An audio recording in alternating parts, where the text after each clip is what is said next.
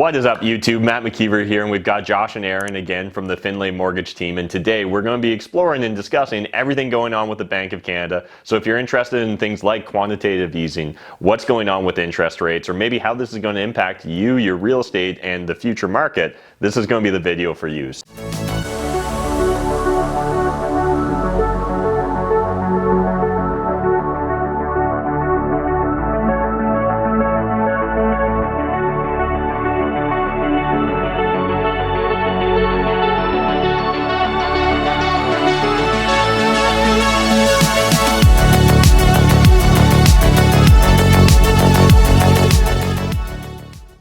Discussing everything going on with the Bank of Canada. So if you're interested in things like quantitative easing, what's going on with interest rates, or maybe how this is going to impact you, your real estate, and the future market, this is going to be the video for you. So when thinking about everything that's going to go on, where should we start? I think you have to look at the information that's coming out currently. So the Bank of Canada came out about a week ago. It was very transparent in regards to what they're currently doing, what their plan was. I think they released a plan in June or July, and their plan in July was essentially the end of 2022, so Q3, Q4 of 2022, they're planning on increasing rates. Now, is that still reflective of the current situation? They're saying probably not, because the economy hasn't been able to recover as fast as they would like. There is a lot of uncertainty around current lockdowns, what's going to happen in the winter. We're already seeing a resurgence of COVID in a handful of different places in Ontario. There are whispers of obviously like a fourth wave, and obviously the plan here, if everything goes towards plan, they're hoping 2022, but we're probably more or less looking at 2023 when we're going to start seeing significant changes in rates. So we wanted to essentially break down what the current situation is, what the Bank of Canada is essentially saying, and how it's going to affect most investors moving forward between now, 2022, 2023, and maybe between like the next 5 years. So let's just get right into it. The Bank of Canada is printing or buying about $2 billion a week in government bonds. This is called quantitative easing. For anybody who doesn't know, they're essentially stimulating the economy. Last month, the Bank of Canada came out with numbers in regards to inflation. If anybody's seen them, August inflation was over 4%. I think the benchmark rate, or the rate that they're expecting, is roughly 2%. So inflation is hitting record highs at the moment, and as we can see with asset prices and a handful of expenses such as gas that's gone up 30%, and food, the Bank of Canada needs to find a way to be able to curb this while also trying to stimulate people buying property and people, growing the economy again. So where are we at currently? We're in a situation kind of like a chicken and egg thing where, what does the Bank of Canada do if we raise interest rates but too early? Then the economy won't have time to be able to repair itself. So what do we do, and what does that look like? So once the Bank of Canada essentially stops buying these excess bonds, what's going to happen is they've outlined something called like a buyback phase or a recovery phase. They said it's going to happen in a handful of steps, and these steps essentially we're going to be able to, once we see these things happen, we're going to be able to understand that we're getting closer to a rate hike. The first phase is going to be reducing the quantitative easing in the market. So currently right now, as I said, it's a $2 billion a week bond buyback. What's happening is these bonds are maturing. So the Bank of Canada is going to have to continue to buy back the maturing bonds while also reducing the total amount of stimulus being purchased for these bonds. So once they reduce from roughly $2 billion to $1 billion, that's going to be a signal or an indication that they're getting ready to transition to a situation where they're going to start increasing the overnight lending rate. They expect probably between 9 to 12 months they're going to stay in this like reinvestment phase or the recovery phase, and that's just going to be status quo. They're essentially going to just continue with the bond buyback, but they're not going to increase that bond buyback until essentially the economy starts to show recovery. So essentially what they want to see is they want to see that you have GDP growth, that inflation is under control, that job numbers are back up, and that lockdowns are essentially reduced, and once we see the economy start to move in that direction again, I think we can pull some information from what happened in 2008 and how they went about increasing the overnight lending rate once the economy started essentially recovering. The Bank of Canada increases rates, and when they plan on increasing rates, they usually do it incrementally. It's like a quarter point, quarter point, quarter point, quarter point. So, what do we expect from the Bank of Canada? Well, they've come out and said that in the end of 2022, they're probably going to increase rates by 0.25 or 0.25%. Now, what does that mean for everybody else? It doesn't necessarily affect your mortgage payments.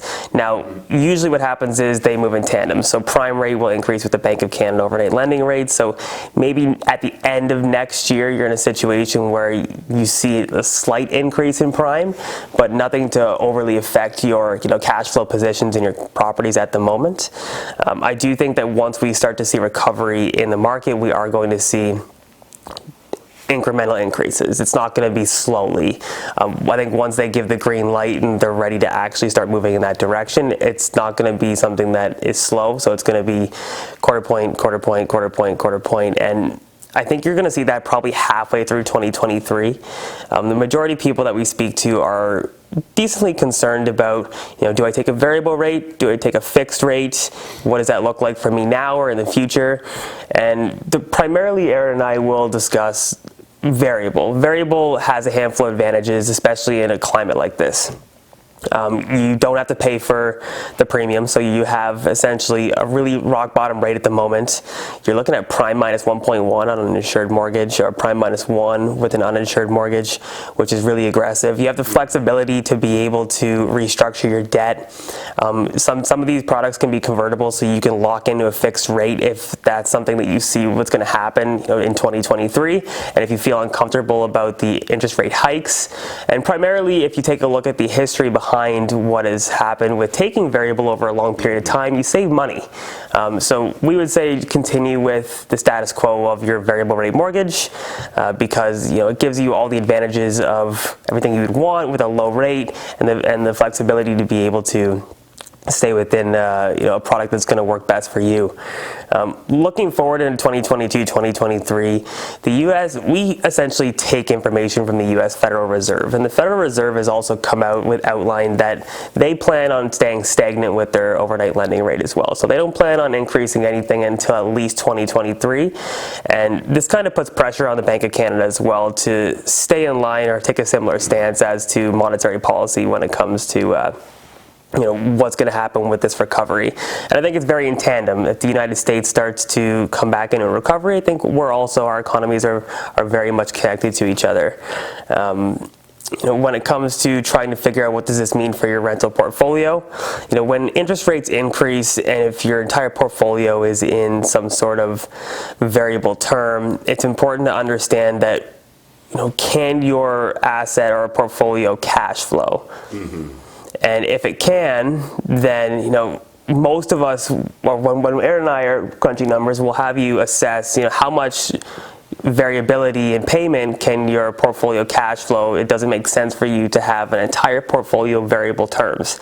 So if you have a property, say, in the GTA, and you're not making a ton of cash flow on that, does it make more sense for you to refinance, lock in a payment, so essentially your cash flow situation isn't going to change in a time frame for the next 5 years when variability is very likely going to happen? Mm-hmm. There are some challenges in regards to being able to kind of have like a shock. So after the 5 years, if you lock in at a low rate and rates have drastically increased, you're going to be in a situation where your cash flow might not be where you want it to be. It really just depends on the type of investor you are and what that looks like for your portfolio. Mm-hmm. And I guess the one other thing to take into consideration here, as Josh was laying out for us, is just it really does come down to that risk reward, right? So a lot of people, the reason they get into real estate is they want some exposure to risk because that's how we get the reward, but they don't want to take on an excess amount of risk, right? So they're not looking to invest in penny stocks or crypto or other asset classes that maybe have a higher risk, but definitely a greater potential reward as well. I think for those GTA investors, it's really important just to ask yourself, what is your business model, right? And understand even simple things like what sort of turnover do I expect in the next 5 years, because that's going to allow me to hopefully increase my gross revenues, which will maybe match if we start to see interest rates increasing and I come up for a renewal. I definitely personally love the idea of, if you've got a decent sized portfolio, staggering some of your mortgage renewals, right? I think one of the scariest things during these times of uncertainty would be, say, having, 500 properties and all on 5-year mortgages, and they all come due, March 2025. That certainly would be scary, because we could see a drastic change in interest rates over the future, right? Again, presumably for the higher, because I don't know how much lower they could go, but understanding that, really asking yourself, what is the risk I'm willing to take on? Now, again, for more aggressive real estate investors that they really just think that central banks are filled with doves and we're never going to see interest rates go higher, again, you may decide that you want to go all variable. But I think looking towards even just some of those backstop measures that Josh was laying out for us, like, can I easily convert? Are there any penalties, right? Is there any break-in fees? And really just laying that out for yourself is really important to make sure that you're going to be comfortable moving forward, regardless of what interest rates hold for us, right? Completely agree. Yeah, I think each individual strategy is unique to an investor, and understanding what's about to happen in our market is going to set yourself up to be able to purchase in this type of environment. There's still going to be opportunities out there, whether the market appreciates at a level we've seen over the last 12 months, and if it's reflective of what's about to happen, or if it's not, understanding the market that's about to happen and then being able to assess that and think, 1 year, 2 year, 3 years ahead is how all of the larger investors are thinking at the moment. So, planning that out and understanding what your portfolio looks like in that environment is going to set you up for the most success. Awesome. Well, really appreciate you guys breaking this down for us. If you guys want to reach out to Josh and Ehren and learn more either about what we've discussed today, or just in general, you're looking to get a mortgage here in Canada, really encourage you guys to reach out sooner than later. Again, when you reach out sooner, you're actually able to really get the full spectrum of options. Oftentimes when real estate investors leave everything to the last minute, well, then we're left to really just the last minute lenders. There often is an additional cost for that convenience. So again, really appreciate you guys coming on today and just laying everything out for us.